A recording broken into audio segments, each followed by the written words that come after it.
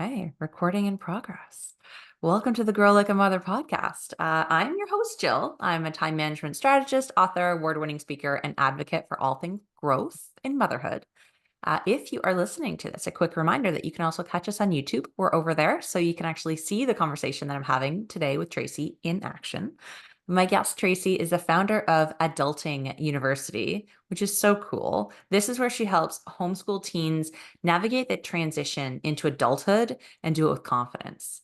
As a passionate educator and homeschooling mom, Traci specializes in teaching essential life skills, career exploration, and college planning. And I'm so excited to have her here today because we're going to be diving into chatting about emotional intelligence in our teens and how we can foster some independence, which is something that I'm struggling with in my home right now. So welcome to the show. Well, thank you. Thank you for having me. I'm excited to be here. Yeah, this is awesome. I haven't had anyone on the show yet to really dive into this teen element. A lot of the moms who listen have younger kids, but as it turns out, a lot of the clients that I'm bringing into my world now, having been in this business a few years, have older kids or they have step kids like me who are like, now they have these bigger kids at home and they're like, I don't understand this realm. So, can you tell us how many kids you've got and like how this adulting university came to be?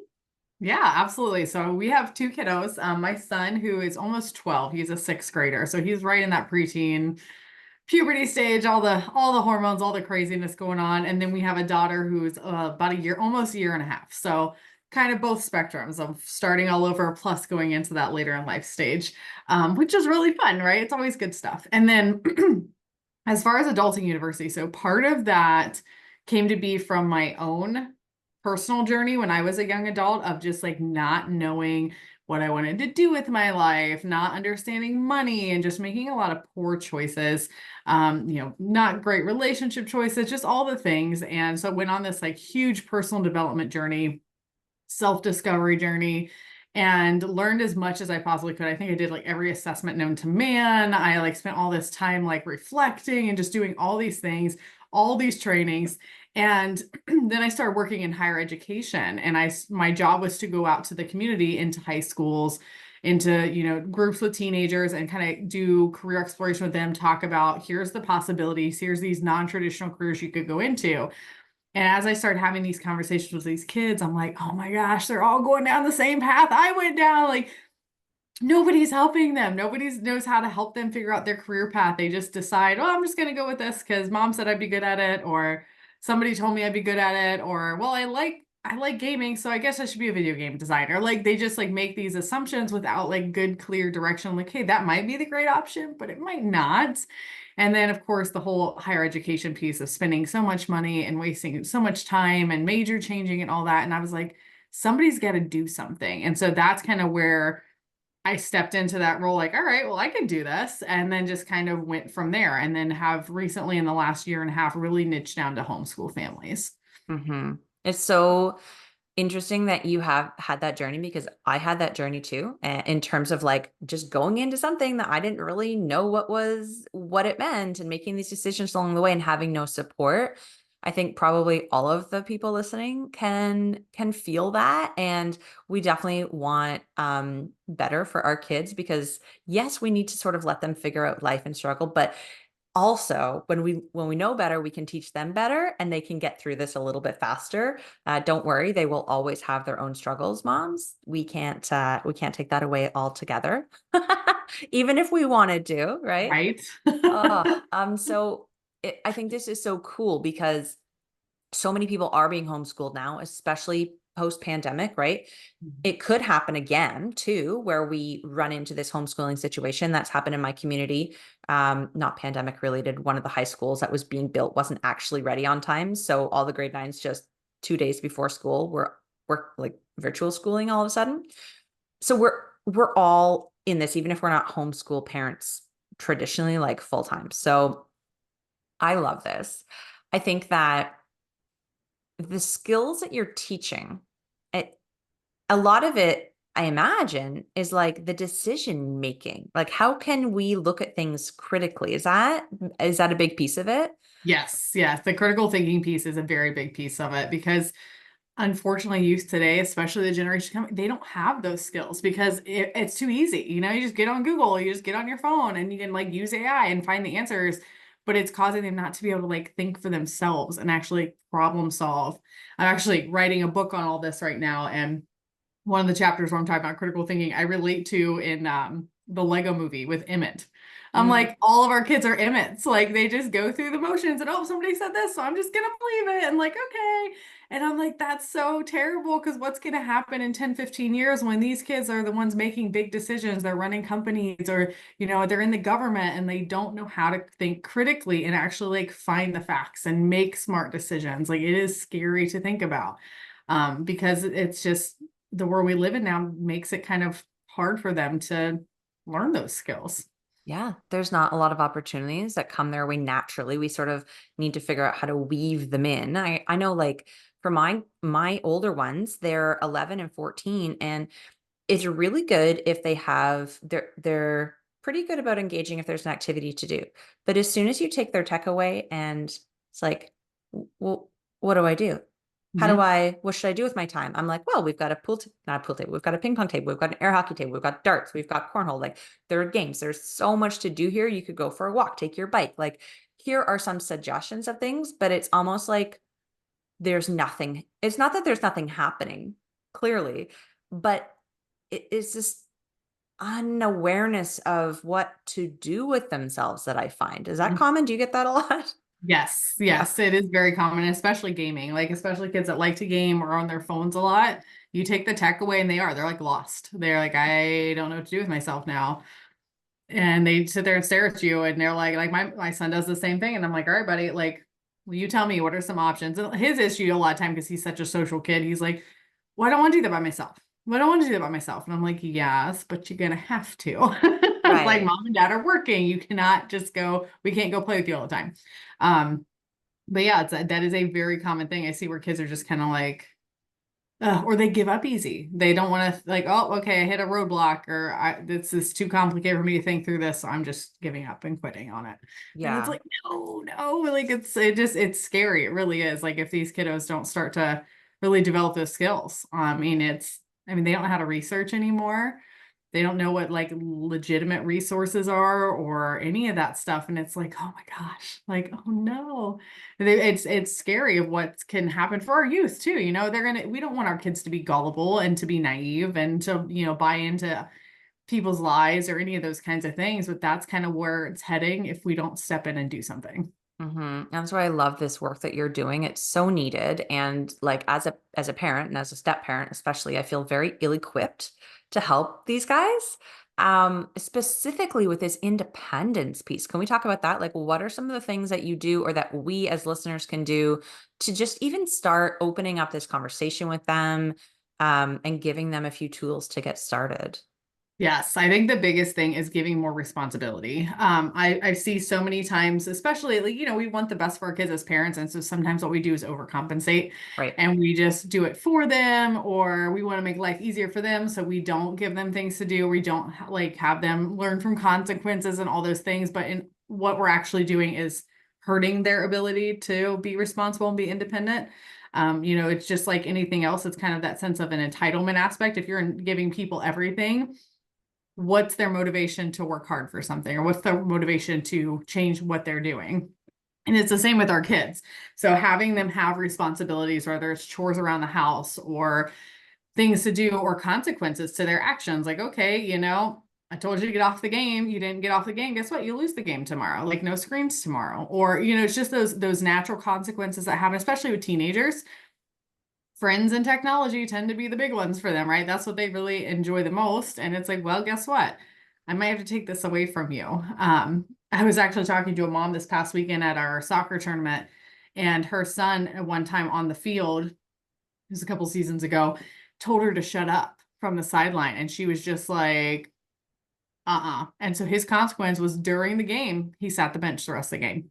Yeah. Like because his dad was the assistant coach and was like, pulled him, was like, you don't talk to your mom that way. Like this is, you don't get to play the rest of the game now, which is hard. That's a hard decision, right? Because it's like, man, we need him because he's a good player. It kind of hurts the team a little bit, but at the same time, that was the best consequence in that moment of you don't say that, you don't talk that way, you don't act that way. It's disrespectful. So here's the consequence. You now get to lose what you enjoy doing.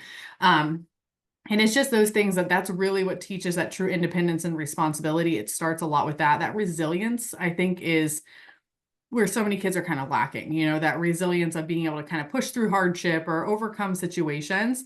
If they're not given opportunities to do that, they're not going to develop those skills. I mean, we got to think, okay, when they move out and they're going to be completely on their own, what do they need to be able to do? They need to be able to make their own doctor's appointments. They need to be able to make phone calls and talk to people or, argue over a bill or whatever it might be. And if we're doing all those things for our kids, especially our teens, they're not learning that skill set. Like sit down next to them and have them call the next time and talk to the doctor's office and set their appointment up. They might not want to, especially if they're introverted. They'll be like, please don't make me do it. You'll be like, no, this is good for you. It's okay. It's okay for you to do this and to get uncomfortable. And I think that's one of my biggest things with teens. I'm like, get uncomfortable because that's how you grow, Yeah. by And getting uncomfortable and failing. And I was just going to say that this makes me realize and recognize in me my low tolerance for discomfort in the kids, which is part of the problem because then I don't hold the boundaries. Because what happens is, let's say, for instance, the tech gets taken away and now they don't know what to do. So now they're coming to me and it's up now the onus is on me. But keeping that big picture thinking in mind in terms of, no, this is good for you. This probably pains me as the parent right now because I either need to, um, you know, deal with an attitude, figure out a situation of something for you to do, help you. It takes extra effort from the parents, right? Which I think is something that either we don't have time or energy for, or don't really know how to do it a lot of the time. Is that a piece of the puzzle too? Like how the parents never maybe didn't learn these lessons themselves because we're in this generation, right? Like I'm an older millennial, but like younger kids who were born in the 2000s are having kids now. Like that blows my mind, but they perhaps have been raised with this same trend of not having that responsibility taught to them, and so they don't know how to teach it to their kids. So can we talk about how the parenting piece comes in? Yes. And I think in that sense, it's definitely learning how to manage that because you're exactly right. Like where, especially chores are a great example of that, where I'm so sick of nagging my teen to do this. I'm just going to go do it. Well, that's not teaching them anything. What that's teaching them is, oh, mom's going to eventually give in and do it for me and I won't have to do it. That's not real world, right? If you complain and drive your boss crazy and he's doing all your work, you getting fired. Like, and so I think we have to think of it big picture of like that of what we're teaching them and those standards we're putting in place, is that in line with what they're going to experience in the real world? Is that what's good they're going to experience in an employer? Because if it's going to get them fired, we should probably be preparing them for the things to not get fired. And that is hard. And I think that's where we as parents have to kind of mentally overcome what is holding us back in that, because it is hard. You're tired, you're working, you're doing all these things, and your patience is like so thin, and you're like, oh my gosh, just please just get out my face. Yes, here, take the phone and go. But we have to stop and be like, okay, is this the best thing for them or is this the best thing for me in this moment? And being a parent is all about sacrifice a lot of the time. And so sometimes we have to sacrifice our own patience or tolerance or happiness in that moment because it's giving our kids that leg up in life. And I think understanding, like, even like reflecting, if you didn't have that childhood or you had that childhood where your parents did everything for you, you didn't have those experiences, reflecting back on that time and being like, wow, where do I wish my parents would have not done those things? Where do I wish they would have done this instead? And then now you can do that instead. And so that you can kind of fill that gap. I mean, that's kind of the ebb and flow, I feel like, of turning from child to parent, is looking back at your experience and be like, what did I like? What did I not like? And what can I do differently? But in a positive way, not, oh, my parents were overly strict, so I'm going to do everything for my kids and give away everything, right? It's a balance of, okay, my parents were too strict, but there was something that came out of that. So where's that balance that I'm still have that strictness, have that respect? And here's something I know a lot of parents, and I don't want to offend anybody, but it's the reality that I see a lot, is too many times these days parents want to be their kids' friends. Yeah. And we can't be. we're their parents. Number one, we can still be their friends. Like me and my son had a great time this weekend together at our tournament, 'cause it was me and him for the weekend. But it was still that line, but I'm still your mom. There's still a line of respect. Like, and he sometimes pushes that line, and I'm like, that's not, we're done with that. You're not talking to me that way. And then I'm not your buddy. Like, you can't sit there and do that. And he's like, okay, okay. And he backs it back up. But it's setting that standard of we are parents first. If our kids don't respect us, at the end of the day, it's going to be very hard to start to give them responsibility and independence and those things, because they're going to try to walk all over you or scream and yell at you or fight back or push back or not do it because we haven't set that standard. So it's starting small and finding what's going to motivate your teenager if you're in that kind of situation. What's going to help them understand, you want this, here's what we do, and then you earn it. And here's what you do, and then you earn it. And you slowly kind of build over time what that looks like. And then having open conversations. Teens are not, they're not little kids, so we can have those conversations and be like, hey, let's talk about this. Like, let's talk about why we're doing this, not just go do it. Why do you need to do chores? Why do you need to know how to do dishes or sweep the house or clean? And having those open conversations is, I think, a huge piece of all of this, right? Being able to communicate openly with our teens and have that transparency and that mutual respect there. Yeah, I think if they understand the reasoning behind it, and are involved in that conversation a little bit more, because teens think they know everything, right? So if we can bring them in and get their buy-in, we're more likely to have success. It's funny, the more that I realize about parenting, and I've got like 4 kids, so we're parenting a lot. And the more that I think about it, the more that I realize it's about my work, my inner work. Like, it's me first, and then the ripple effect happens as natural part of parenting, which is so wild, which is why I am continually focused on growth and learning. But I want to just back up a little bit and get your perspective on something that you had mentioned earlier with regards to, like, if your boss has to step in and do it, that you're just going to get fired. Like, you need to be able to know how to do the thing and not depend on someone to do it for you. However, what do we do when we do see these kids start to get fired or have trouble in school with authority, or when they try, like, if we as parents didn't do a super job in the early years through your fault or whatever, if your kid didn't get set up with these great tools that Traci has for you early, and now they're in their teen years and they're trying to get a job and they're trying to make friendships and they're out in the world, but they're experiencing real life happening to them and smacking them in the face, like, oh crap, this is what happens. How do we help them with that emotional fallout? Because that could be brand new for them, and that might be the reality for some of these moms listening. Like, uh-oh, we didn't, in hindsight, parent the way that we could have. Now our teens are dealing with stress, they're dealing with rejection, they're dealing with failure, they're dealing with not always being first or not always winning. How can we help them through that? Yeah. And first of all, I love that you bring that up, because that's the reality. Like, if our kids aren't ready for that, that's what they're going to be facing, right? They're going to be smacked in the face with reality, and it's going to knock them down. I mean, that's the reason if you look at teen mental health, youth mental health, and the suicide rates, it's gone up astronomically in the last, I mean, especially since COVID, but even before COVID, it was kind of on the rise. Because again, this generation, they just have been handed so much by everybody, not just parents, but society, teachers, you name it. And so I think when your kiddo, if you're in there in that situation where this is their first time experiencing that failure, experiencing, real life, the one thing we need to be able to be as parents is not the I told you so parents, but be the supportive parents, but not in a victim mentality kind of way. Not like, oh yeah, you were 100% right in the whole situation. And, we're not coming in to baby them. We want them to develop tough skin. That's emotional intelligence, right? Emotional intelligence is being able to understand their own emotions, how they process it, how to, react with other people's emotions and feelings. And so it's a great opportunity. And I think if we look at it like that, hey, yes, they failed, they got fired, they didn't make the team, they, whatever it was, they lost the boyfriend, girlfriend, friendship, whatever it was. That's a great opportunity to sit down with your kiddo and just start to ask questions as if you're a coach. I always say, approach like a coach, right? Mm. so what do you think went wrong in that situation? What do you think you could have done differently? And just start asking questions in a very neutral and supportive way, not like, well, what do you think you did wrong? Like it's coming at it very like, so you mean, do you think you did anything wrong in this situation? Just like completely just curious and see what they say and have those conversations with them, but not point it out. Let them kind of start to talk through it and identify the situation themselves and be like, well, what do you think you can learn from this? Because ultimately that's the goal, is what can you learn from this to do better next time?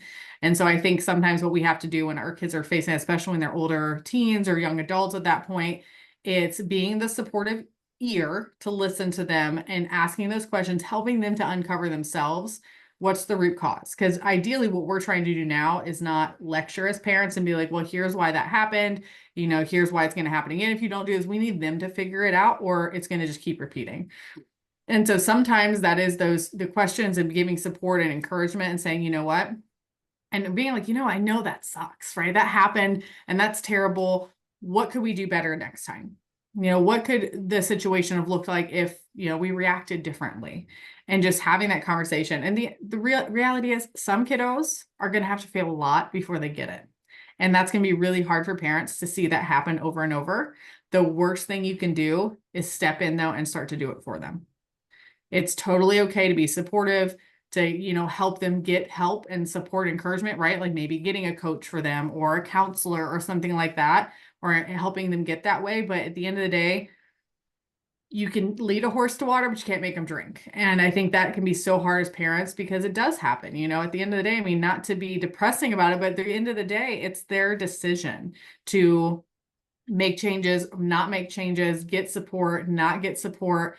You can't make them do it, and you can't want it more than they do. It's not going to work. And that's really hard to take as a parent, where it could be a bad outcome for your kid, right? It could be them being unemployed or homeless or in jail or worse, right? It could happen. It does happen to parents and kids all the time, but you can't hold on to that. It's not your fault as a parent. They have the choice. You gave them the information, the support that they needed, but you didn't do it for them. You can't do it for them. You've got to let them do it themselves. And it's just one of those things that sometimes it can be, it's tough. Being a parent is not easy, right? It's never easy. It's probably the hardest job in the entire world. And it's just being, what can we do in this moment to help support our kids? But again, letting them figure it out themselves. Yeah, I love that.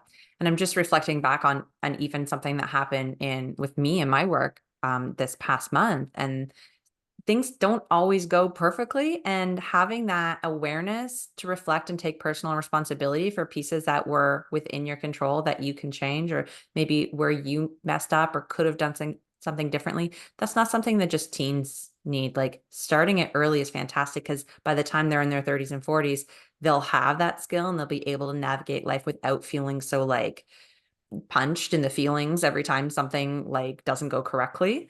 Mm-hmm. I love this idea that you said though about giving them the tools, giving them the support without doing it for them. So I want to share with all the listeners the type of support that you offer. Like talk to us about um how the adulting university and the different things that you're doing can really be a resource for us and for the teens. Yeah, absolutely. So, we do a lot of different things at Adulting University. Our bread and butter is doing actual like classes and teaching teens on how to do these things, and parents too. We actually do a lot of parent support and training within our programs, which is really nice. Like, all right, mom and dad, here's how you can be doing this at home. Here's the things that tools you can do. My book I'm working on right now, and actually it'll be ready any day now for publication on Amazon, and that it's for parents, and it says it's for homeschool moms, but the reality is the stuff in there is for anybody that's got kids. And we go through every chapter is a different piece, emotional intelligence, communication, you name it, because those are the skills our kids need to succeed. And that's what we believe in at Adulting University. So we have tons of life skills development and training and programs. Everything we do is gamified for teens. So we make it really fun and engaging. It's not like your traditional, class. When you think of a class, we do career exploration and readiness, just like all the skills that they really need to know before they go out in the real world, we teach. If they want to go to college, we have that stuff in place as well. We also do some one-on-one coaching. I don't take a lot of clients on at one time because it's pretty intensive, where we do a lot with our clients. but we have that option as well. So there's a lot of different things, and we do a lot of free resources. I have a Facebook group where I do free parent trainings every week. So a lot of things all around these topics to help families really be successful in that space, because at the end of the day, we want our kids to be successful in life. And yes, they need to have their math and science and all that to check the check mark for graduation requirements. But what they really need is the stuff that we're teaching. And for homeschoolers, they're really great as electives, right? The students that take these courses, that's an elective on their transcript, and they get credit for it or half credit for it, depending on the class. But they're also learning in the process. And we're actually kind of not rebranding, but kind of talking more about us being like a virtual co-op, because we also do a lot of community building for the teens as well, like helping them connect with each other and have accountability and learn how to communicate with different people and just all these different things to really build out them in a well-rounded way. That's the goal, is that they have a nice well-roundedness about them, not that they're just great at one thing and kind of lacking in other areas. It's like, no, let's give you the skills in all these different pieces that you can then take with you and continue to develop for the rest of your life. I love that. I applaud you. It's so good to know that there are people out here offering this support because it's so needed. Um, so well done. I will make sure that all of the links for the Facebook group and your website and all of that is in the show notes here. You have a podcast too, I believe, right? Yes, I do. It's called Adulting Unplugged. Okay. Yeah. This is such good stuff. My last thought before I have a question that I like to ask everyone at the end, but my last thought is, what age is the right age? Is there a right age? Is it too early? Is it too late to work with you? Like, what's the sweet spot? Does it matter? That's a great question. And honestly, we've worked with students, I would say on the youngest end, depending on maturity levels, I would say like 13 to 14 is typically the youngest for our program specifically. And then oldest, I've worked with students all the way up to almost 30. So that's kind of that again, that sweet spot of, for our homeschool classes, it's typically, 14 to 19 years old. But for coaching and other resources that we have, that can go all the way into their late 20s for sure on resources and things. Hmm. Love that. And before we say goodbye today, the question that I really love to ask people is, what is the best piece of advice you've ever received? Or what is a piece of advice that you want to make sure all the listeners hear today? Oh, that's a tough one. I got so Yeah. many things running through my head. Okay, let me think here. Best piece of advice. Honestly, I would say, especially if we're talking in the parenting side, and something that I've learned so much from working with youth is the best thing that we can do as parents is to really just help equip our kids with the tools. They're not always, even if they go through our programs, they're still not going to know everything. They're not going to be prepared for every situation that could possibly come their way. But the more that we can equip them and focus on just that more personal development side and the emotional intelligence side, that is so powerful. And we can start that young. It doesn't have to be when they're teens. If you do have younger kiddos, there are things you can start to do at a young age. Really, as soon as they start to understand you, 2, 3 years old, there are things that you can start to implement with your kiddos to start to build these different things in place and have them start to learn emotional intelligence and all that stuff, which might be like, wow, that's crazy. But I think that's like the biggest piece of advice, is it's never too early and it's really never too late. And it's just committing to it and being consistent with our kids, regardless what that looks like, but just being that consistent with this stuff, even when it's hard, even when we want to be like, just take the tablet back and go back and sit down and leave me alone, right? Just being consistent and sticking to it, right? Sticking to, hey, here's the punishment, here's the consequence, here's the stuff. Put those boundaries in place and, keep them there. They were there for a reason, and it's helping your kid even when it's hard for you as the parent. That's really good advice. They are there for a reason, those consequences. And I think that um, just keeping your intention top of mind is what's going to help you through, and remembering why you made those consequences and those rules and all of that, right? Um, I'd Exactly. I'd really love for the listeners to connect with us on Instagram or LinkedIn or somewhere and let us know, like, what are their boundaries that they hold? What are the ones that they struggle with? What of this conversation really struck a chord? I'd love to know. A, what you're doing, and B, what was valuable from this conversation. Because for me, there was just so many really great nuggets. Thank you for being here with me, Traci. It was an absolute pleasure to have you on the show. Yes, well, thank you so much for having me. I'm so excited to be here and get to talk to you. I love this stuff and love getting to help families. So Yeah. And what would be the best place if we're to direct somebody to work with you or to learn from you? What's the best place for them to go? I feel like probably Facebook. I live on Facebook these days. That's where my group's at. I'm always looking. I mean, my DMs are a great place to reach out to me directly. I can get you connected with whatever you need, answer any questions you have. So I think my Facebook profile is probably your best place to go right off the bat.